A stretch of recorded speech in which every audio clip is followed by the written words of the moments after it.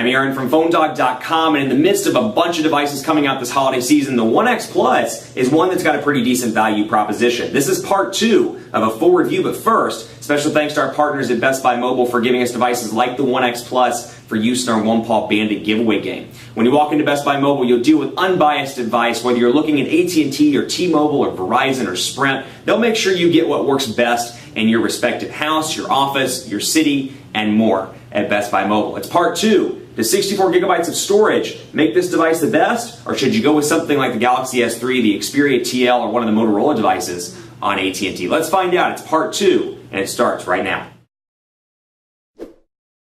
Part 2 of a dogfight video with the HTC One X Plus. This is a great device on AT&T if you're not a fan of the Galaxy S3 or the Note 2 or the Xperia TL or the Lumia series or the 8X series or any of these devices that are coming out this holiday season on AT&T. Take a look at the One X because I think it's really underrated, and I hope that despite not doing a ton of marketing around it, I hope that AT&T and HTC sell quite a few of these because spec for spec, it's got some pretty decent stuff that's worth considering. To give you a recap, 1.7 gigahertz quad-core NVIDIA Tegra 3 processor, 8 megapixel camera with 1080p HD recording, Beats audio, a 2,100 milliamp hour battery, 4G LTE, Android 4.1 with HTC Sense version 4 Plus. You got Jelly Bean, you got a new version of HTC Sense. It's really bringing the HTC One X up into kind of late 2012 specs so it can compete with the S3, to compete with the Note 2 and the Xperia TL and all those different devices that are coming out on the market. HTC kind of needed a flagship device on AT&T to lead it through the holiday season, and here it is. So without further ado, let's take a look at quadrant standard on this device. First of all,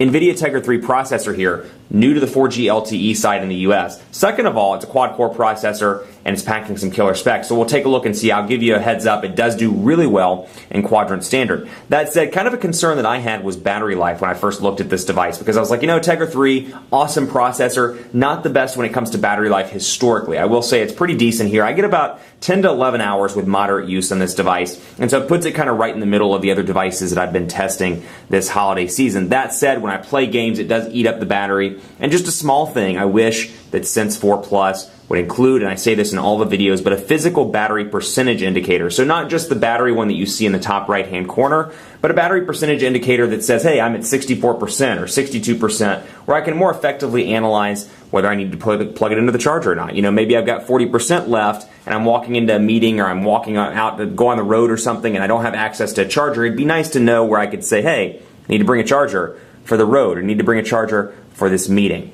Quadrant standard score is 7,249, so really impressive scores. We're getting into the 7,000 and 8,000 scores here with the Tegra 3s and the Exynos devices that have quad-core processors, or the Exynos quad-core processor, I should say, and then of course the Snapdragon S4 Pro. So we're getting up into these high speeds on quadrant standard. Really impressive here when you consider that, you know, just a year ago or even 6 months ago, we were looking at scores of like 2,000 to about 4,000. So really impressive all around there. And let's take a look at speed test as well on this device. And I should have it downloaded. I set it to download earlier. Let's take a look and see if we can get that. Sorry about that. Speed test was not installed. So I'll take a look here actually on this device for the first time. We'll agree to this and we'll go into tools and change this over. Make sure it's on a Dallas server. Good to go. AT&T's LTE has been really strong in the Dallas Metroplex. Dallas-Fort Worth has no problem with AT&T LTE connectivity. You see speeds like this, about 20 megabits per second. So AT&T is still growing with their LTE network. It's not quite as diverse, city speaking, as Verizon's, nor is it as, actually let's take a look at this, 19.93 megabits per second, 12.50 megabits per second. It's not as diverse in terms of the rollout. That said, it's not as saturated also, so you're seeing speeds that are really fast and they're working well. That said, we'll see what happens in a year. I think AT&T is doing a good job rolling out LTE and building it up as that network pop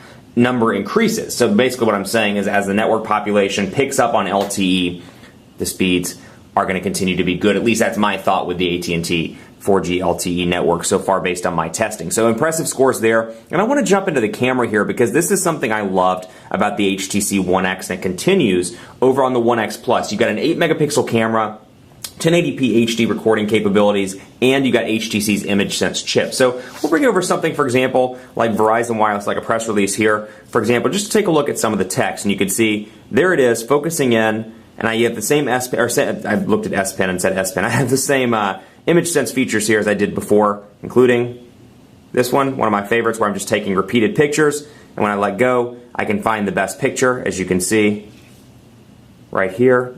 and we can say, oh, you know what, that's the best. That's the best shot. We'll delete the rest of the images right there. So you've got that ability. You also have the ability while you're recording to take still shots. So let's say you're watching a football game or you're at a Cowboys game and you're go Cowboys, woohoo, and you realize you want to take some pictures in addition to your video recording. You can do that on this device. And then you got some nice settings as well over here. Typical stuff: self-timer, aspect and resolution, overall video quality, ISO, white balance. You can change and modify all of that. Turn the flash on and off.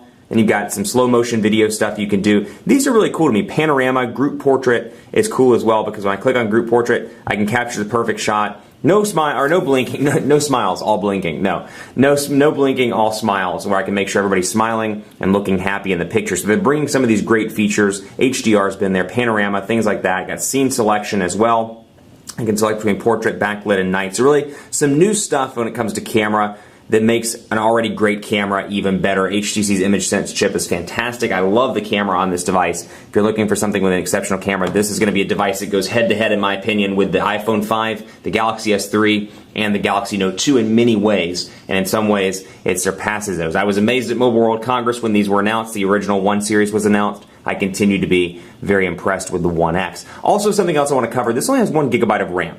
That's something that may be of a concern to a lot of people, considering the fact that HTC Sense 4 Plus, even though it's been pared back from the older versions, it still does eat up a little bit of memory. So that's something to keep in mind. It does not have 2 GB like the Note 2 or the Galaxy S3. So yeah, while it may have that quad-core processor, that is an area where you're sacrificing on the One X Plus. I haven't found much of a speed slowdown in this device. Every now and again, I'll see a loading thing where it'll load, typical HTC Sense, where it kind of brings up that loading pinwheel, if you will, and for 2 or 3 seconds it loads something up, like when I go back to home screen or something of that nature. Not a big deal to me. I don't really see a lot of lag in day-to-day use in this device, and really, as with any device, the iPhone 5, Android, Windows Phone, there's an occasional lag when an application doesn't close properly or something of that nature. So keep that in mind. I haven't had a huge issue with this device. Again, I think it more than offsets it with the 64 GB of internal storage, the Beats audio, the camera, and more. Speaking of Beats audio, you can access that by going into settings right here and then turning it on when you have Beats audio plugged in. It's not available obviously on the phone speaker, but you do get it here. So when you plug in Beats headphones, it'll automatically unlock that toggle and you can turn it on right there. Also, you get HTC Media Link HD, which is pretty useful as well. Another cool feature that comes with the HTC One X Plus. Sharing photos and videos on your phone with a bunch of friends can get a little crowded. So why not show them on the big screen with the HTC Media Link HD? Setting it up. And there you go. So you got the Media Link HD. All you have to do is plug it into your TV, and you can use the 3 swipes to send it up to the TV and take a look at your pictures right there. So that's a cool little feature as well. I think they're trying to bring over a connected home kind of environment with the HTC One X Plus. And I think they're doing a decent job at that. I just hope the marketing on the AT&T side, because let's be honest, when it comes to the States, we're very much a carrier-centric place. So when it comes to the States, it's all about the marketing on AT&T side and the marketing on HTC side when it comes to pushing these to consumers. It's all about walking into the retail store. The average mainstream consumer still walks into the retail store to make a device decision. Got to have that device available, got to have some marketing dollars behind it. So I'm hoping it sells well. It's a great device all around. The 1 GB of RAM may be a concern to some people, but I think it really offsets it by things like 64 GB of internal storage, a great camera, and more. Press and hold home to access Google Now, and we'll bring this up. Discover Google Now. Let's go ahead and activate this. Next. Next. And yes, I am for sure in. Let me pull this away to make sure it doesn't bring up my home address. And perfect, it did not. So here we go. Not that I wouldn't love to have you over, but it did not bring it up. Cards show up here when you need them. You can do your home address. It'll automatically kind of figure out where you live, your daily commute. For example, my office is about 11 miles away from my house.